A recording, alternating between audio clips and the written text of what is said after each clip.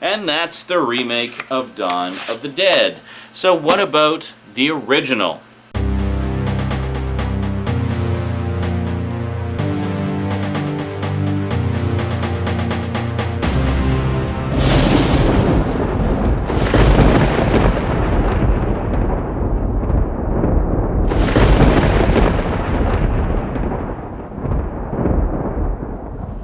Well, the original, any fan will tell you there's only one version to get, and that is this one, the Ultimate Edition. So I'm just going to give you a look at the innards here. And then on the back, you can see they have they got the sort of shiny finish, but then they got the red also finish there of the sort of silhouettes of the main characters. It's pretty cool. So we slide it open here, and we got this cool zombie picture there. And zombie there, you'll recognize if you've seen the movie. And then another zombie there. I like how it's actually pictures of a lot of the main characters after they get turned into zombies, which is pretty cool. And then further gatefold action. There we go. And then here, I'll show you what all this stuff is in a minute. That's George Romero himself there. Obviously before the trademark glasses were required. And then on this side, unfolds again. Now, what's so cool about the Ultimate Edition? Well, the big thing is, it's got not one, not two, but 3 cuts of the movie. The only time in history I am aware of all 3 cuts being available together in one edition before was about 15 years ago on a Japanese Laserdisc release called Zombie. And one of the big deals about it, I remember a couple of guys in front of me at the Laserdisc store were checking it out, and one of them got really excited when he saw that the Dario Argento cut was included in that set. Now, I didn't even know who the hell Dario Argento was at the time. He was like, "Oh, it has the Argento Select cut." That's what they called it in that edition. And he was like, and he like held it to himself. And this edition was like $200. And if I remember correctly, it was like a no-brainer purchase for him. He was just like, yeah, gotta get it. And he went and bought it. And that was the last I ever saw of it. Not that I could have afforded it at the time anyway. I think I was too busy collecting the Twin Peaks box sets on Laserdisc at the time. So that's where all my money was going. It was definitely on my must-buy list, but it was one that was just out of my price range. I just couldn't justify spending $200 on a single movie at the time.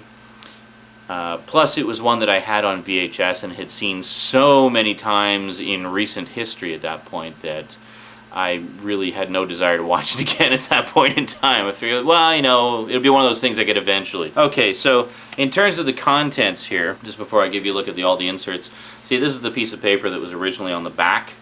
It was originally just glued on the back with some of that little sticky glue, so it was something like that. And then you can probably still see just a little bit.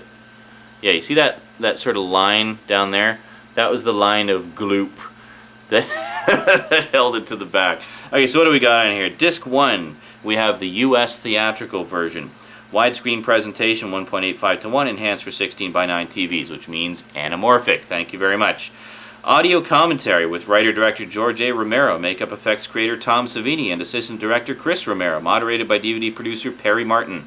Theatrical trailers, TV spots, radio spots, poster and advertising gallery, George A. Romero biography, comic book preview, presented in 5.1 DTS surround sound, 5.1 Dolby surround sound, 2.0 Dolby surround, and original mono. That's just disc 1. Disc 3, let's do disc 2 before we do disc 3, shall we?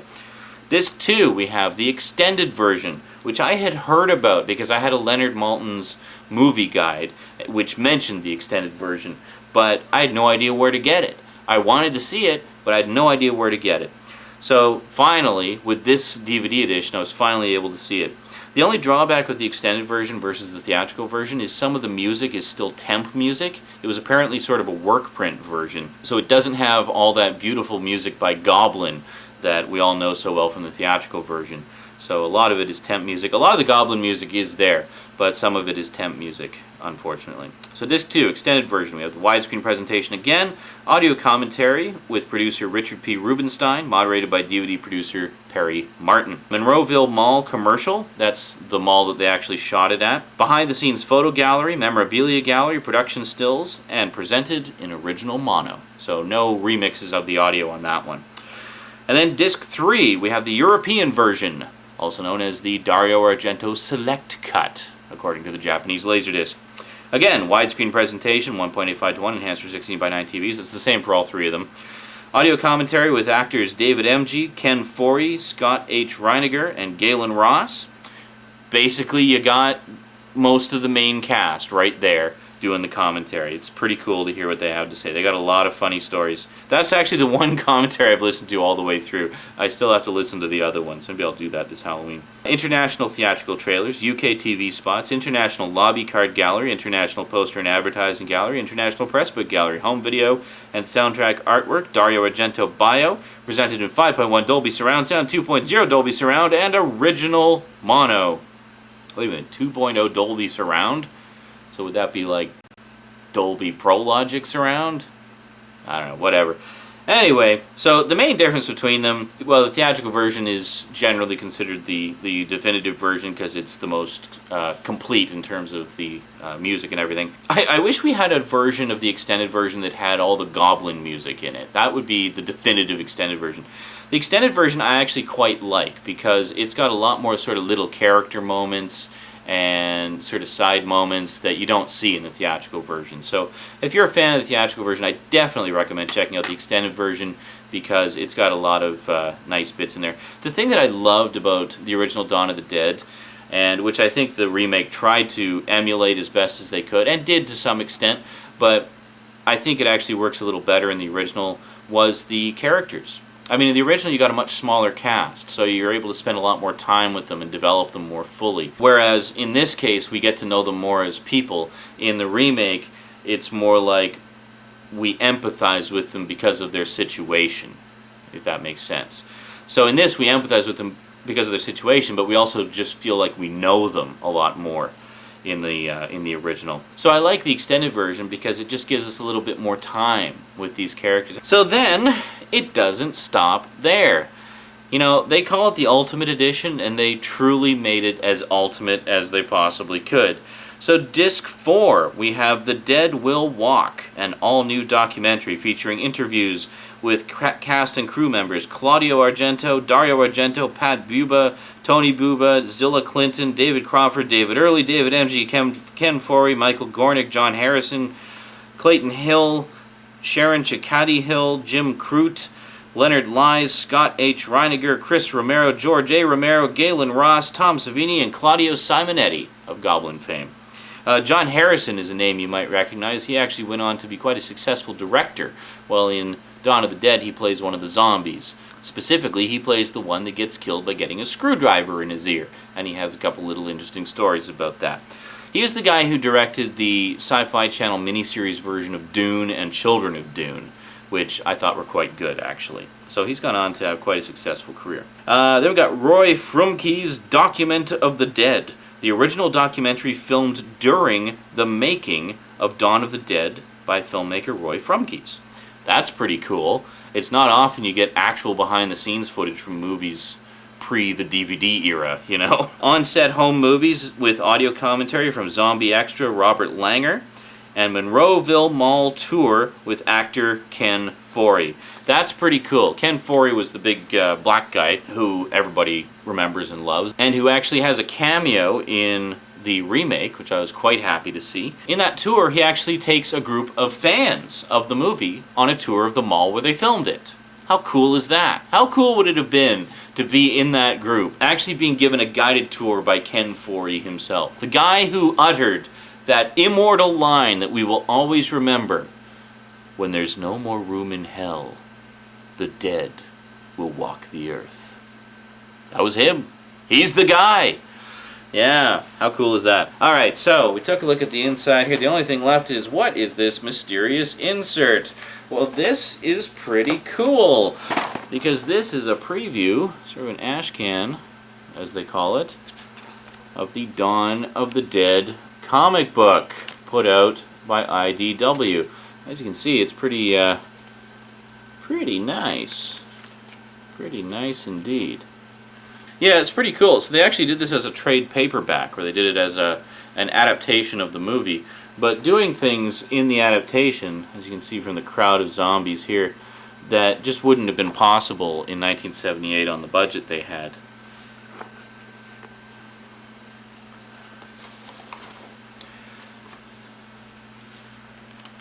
And then another insert we have is the booklet. Now this is pretty nice. Now again, it gives you a breakdown of the contents of the discs, but it also gives you a map of the mall. How cool is that? So you actually get a full-blown map of the mall. Oh, here we are. It actually gives you the running time here. U.S. theatrical version, 127 minutes. Extended version, 139 minutes. Okay, so it's actually 12 minutes longer. Not quite a half hour, but still a significant addition. The European version is 118 minutes. I'll just read the little blurbs here to you so you know the difference. U.S. theatrical version. This is the final unrated director's cut from George A. Romero, which runs 127 minutes and was released to theaters nationwide in 1979 by United Film Distribution Company. It contains a finished score comprised of original music from Goblin and several library music tracks and cues. Extended version. This 139-minute edition is often referred to as the director's cut, when in fact the theatrical edition is George Romero's preferred version. The extended version was created to premiere the film at the 1978 Cannes Film Festival and contains numerous additional scenes, gore, and a music score filled with library tracks, although as I mentioned there are a few Goblin tracks in there. European version, running 118 minutes, this edition of the film was edited by producer Dario Argento for use in European territories. This version contains numerous scene extensions and skips over several scenes from the North American versions of the film. The European version also contains additional music from composer Goblin. Now apparently European audiences like their horror movies to have a slightly different feel to them, so that was why Dario Argento recut it for the European release. With the blessing of George Romero, of course. So one thing you'll notice right off the bat is a lot of the sort of little character moments have been dropped in the European version, so it's a much more basic overview of the characters, and it tends to favor more of the blood and guts stuff. Actually, I think there's more blood and guts in the European cut than there is in either of the North American versions. So it's quite interesting actually to watch all three versions, whichever one you're familiar with, to watch the other two and see the differences, because they're all different. They're all different in significant and interesting ways. So I recommend all three of them. Go for it. Have a Dawn of the Dead marathon. So, when they called this the Ultimate Edition of Dawn of the Dead, they weren't kidding. This is as ultimate as it can possibly get. And this is why I have not bought it on Blu-ray, because there is not a Blu-ray edition yet that comes even close to this for content. If they just do a straight translation of this over to Blu-ray, beautiful untampered transfers in high def, hey, I'll upgrade in a second. But until then, I'm sticking with my DVD edition, because the current version that's out on Blu-ray is basically just a bare-bones edition of the theatrical cut. Really nothing special at all. I mean, when you've been spoiled rotten by this Ultimate Cut edition, come on.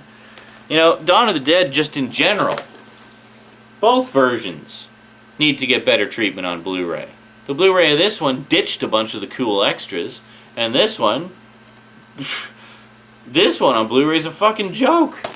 So, yeah. Come on, people, get with it. Give us some proper high-def zombie action like we want. Man. Anyway, thought you'd enjoy a more in-depth look at these two gems from my collection. I know I've mentioned them on occasion, but never really gave you a close-up look at them. I know they're kind of old, and most of you probably know about them already, but I'm willing to wager there's a few of you who don't, or may have seen them around and didn't know much about them. Well, now you know more about them. Alrighty, that's it from me to you for now. So until next time, sayonara.